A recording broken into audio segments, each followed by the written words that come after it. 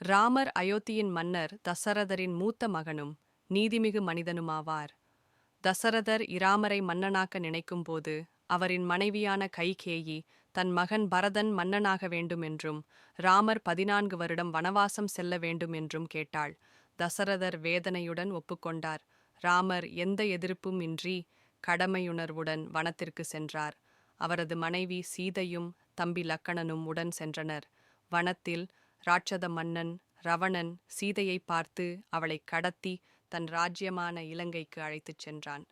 ராமர் மிகவும் துக்கத்துடன் சீதையைத் தேடி அஞ்சனேயர் மற்றும் வானரங்களின் உதவியுடன் தேடினார்.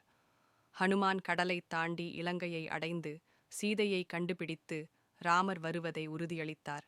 பின்னர் ராமர் பெரிய படையை அழைத்து இலங்கையில் இரவணனுடன் போர் செய்து இரவணனை ஒழித்து சீதையை மீட்டார்.